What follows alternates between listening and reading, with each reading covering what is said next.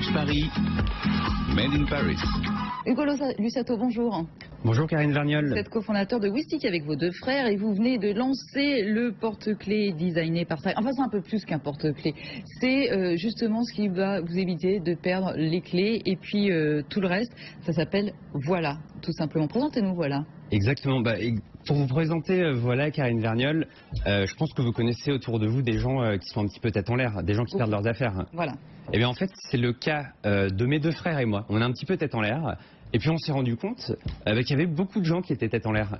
Et il y a maintenant 2 ans et demi, on a eu une idée. C'était d'inventer un petit objet connecté qu'on allait pouvoir attacher à tous les objets qu'on ne veut plus perdre. Ses clés, son portefeuille, sa voiture, son email de compagnie. Et en fait, on allait pouvoir le retrouver depuis son smartphone grâce à différentes fonctionnalités. Alors, puisque vous êtes reparti depuis le début de l'histoire, la première version, c'était donc il y a quelques temps. Maintenant, vous aviez fait du crowdfunding pour lancer ce petit objet. Donc le premier objet pour retrouver toutes ces affaires lancées par Wistiki. Ça, c'était une telle version. C'était un petit carré comme celui-ci. Sauf, vous pensez que vous en avez vendu beaucoup? Vous en avez vendu combien ce jour? Alors en fait, Wistiki 1, tout à fait, on l'a lancé en financement participatif et on en a vendu par la suite en 2014 des centaines de milliers. Donc ça a été vraiment des centaines de milliers. Des centaines de milliers, rien qu'en France. Donc ça a été vraiment un grand succès ce Wistiki 1. Et pour nous, ça a été le passage d'un projet à une entreprise, puisqu'on a lancé Wistiki, mes deux frères et moi, donc on était simplement 3. Et très rapidement, on s'est mis à avoir une vision et à préparer nos innovations à venir. Donc du coup, on a lancé ce premier produit avec des centaines de milliers de ventes et on a commencé à préparer la recherche et développement. D'accord, donc parce que ça vous suffisait pas, vous dites vous avez dit on peut encore faire mieux. Vous êtes l'ingénieur, donc vous aviez imaginé déjà la chose, mais on pouvait encore faire mieux. Qu'est-ce qu'on pouvait améliorer? Je disais tout à l'heure, Voilà, que vous venez de présenter, donc il y a quelques semaines. Déjà, il est dessiné par Philippe Starck, ça c'est pour le design. Tout à fait. Alors qu'est-ce qu'on pouvait améliorer? Nous en fait, on a toujours été dans une démarche d'écouter nos clients. C'est-à-dire que déjà, le fait de se lancer en financement participatif, on a voulu être à l'écoute des clients pour savoir s'il y avait bien un besoin. On a validé ça en faisant notre premier crowdfunding. Et ensuite, quand on a vendu nos centaines de milliers de produits, on était exactement dans la même démarche pour l'innovation à venir. Et donc du coup, on a envoyé des questions à tous nos clients pour savoir ce qu'on pouvait faire de mieux. Et c'est ça qu'on a fait pendant 18 mois, c'est qu'on a écouté tous les retours consommateurs pour savoir ce qu'on pouvait faire de mieux. Et il est ressorti 2 principales choses.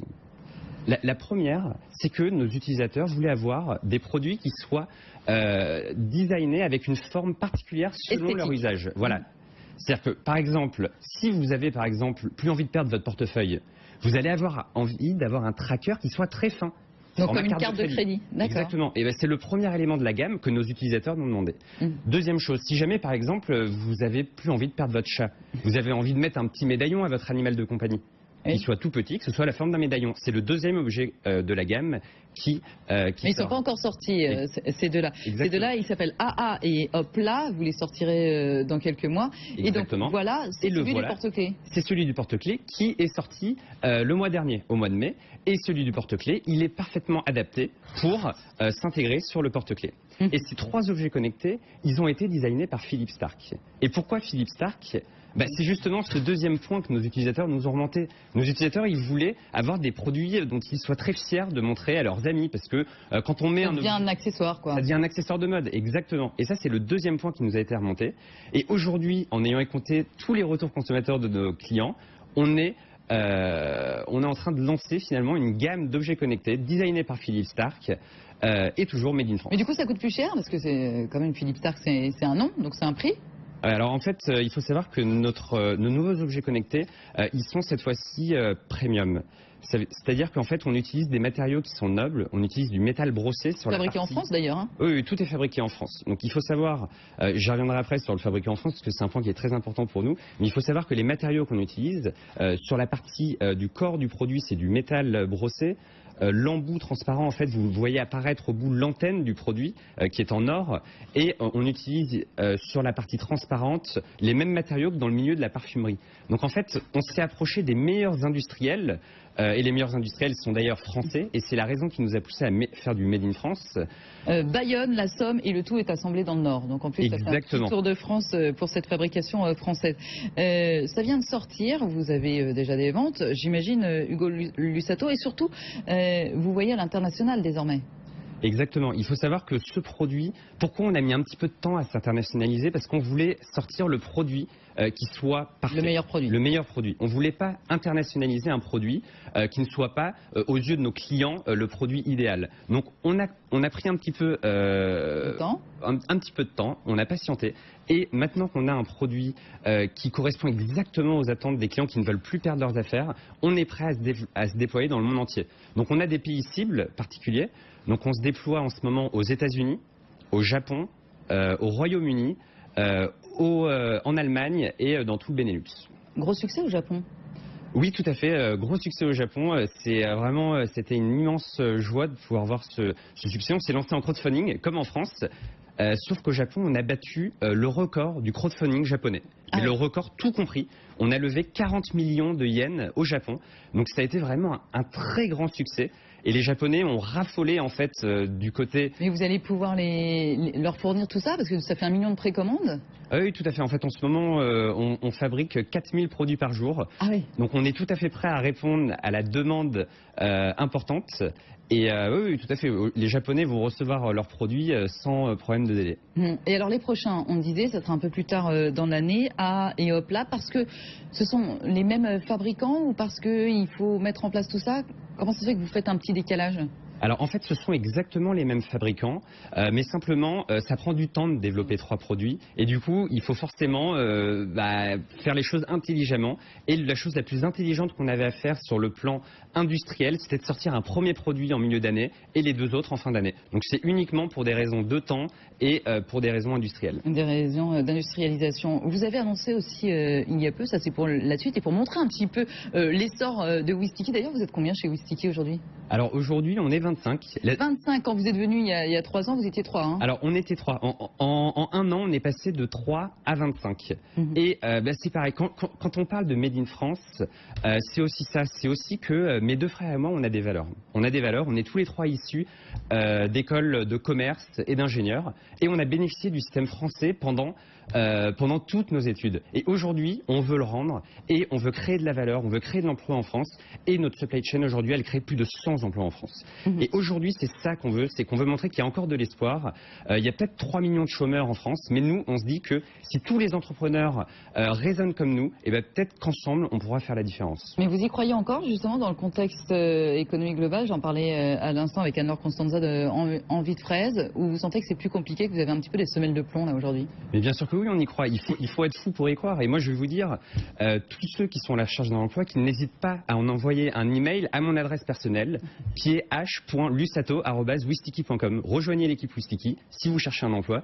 Et on croit qu'il est possible de se battre contre le chômage grâce à des startups qui créent de l'emploi en France comme nous. Donc effectivement, si vous continuez à vendre des petits voilà comme ça autant qu'au Japon, effectivement vous allez avoir besoin de bras.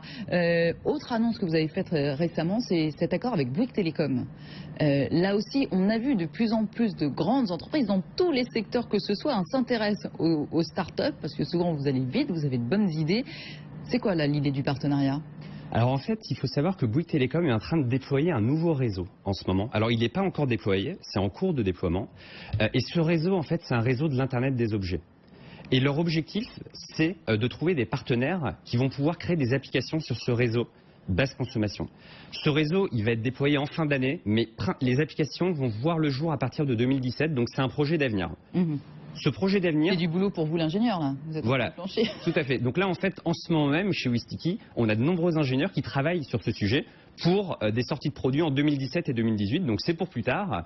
Mais néanmoins, ces produits vont pouvoir permettre de réaliser de la géolocalisation en temps réel. Et en fait, on va utiliser le réseau déployé par Bouygues Télécom pour faire cette géolocalisation. Et c'est un partenariat très important pour nous, Wistiki, mais pour Bouygues Télécom également, parce que Bouygues Télécom a besoin d'applications comme nous, et nous, on a besoin de gros partenaires comme Bouygues Télécom pour déployer nos applications. Et du coup, ce sera des objets estampillés Wistiki, estampillés Bouygues Télécom, estampillés les deux? Wistiki. Wistiki. Oui. D'accord, mais effectivement en bénéficiant des réseaux de Bouygues Télécom.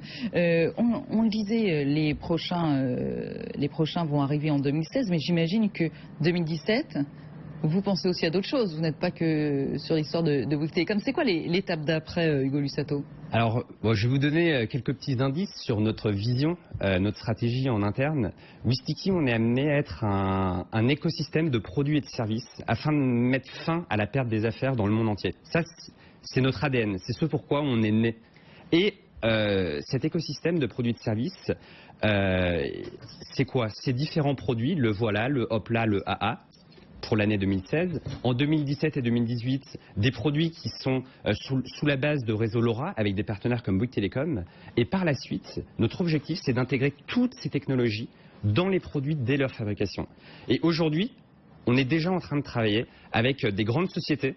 Je ne peux pas citer leur nom malheureusement. C'est ce que j'allais vous dire, parce qu'on a vu par exemple des fabricants de valises français, par exemple, hein, pour sortir des produits connectés. Je crois que c'est Dell qui sort. Voilà, mais effectivement, tous planchent là-dessus et on voit très bien l'application. Et c'est la question que j'allais vous poser. Est-ce que les grandes sociétés viennent vous voir aujourd'hui? Oui, vous avez déjà commencé. Bien sûr, nous, on est reconnus sur le marché comme les experts de la géolocalisation.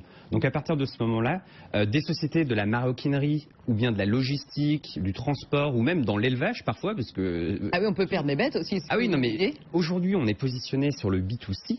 Parce que tout le monde est concerné par la perte des affaires, mais il faut savoir que les entreprises souffrent également de la perte des affaires.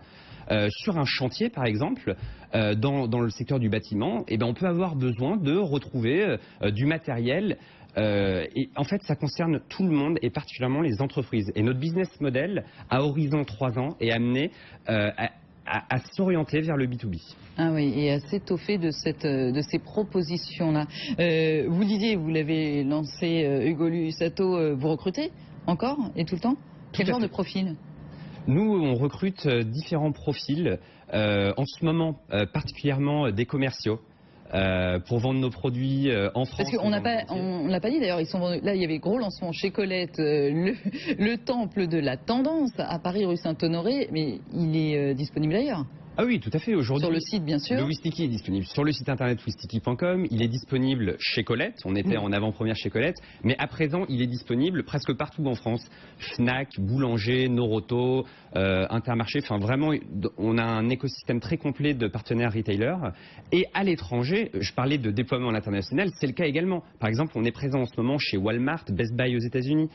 Si on va au Japon, on a également un partenaire qui s'appelle BIC qui nous distribue MediaMarkt Saturn en Allemagne. Donc aujourd'hui, on ne peut pas vous rater. On ne peut pas nous rater dans tous nos pays cibles.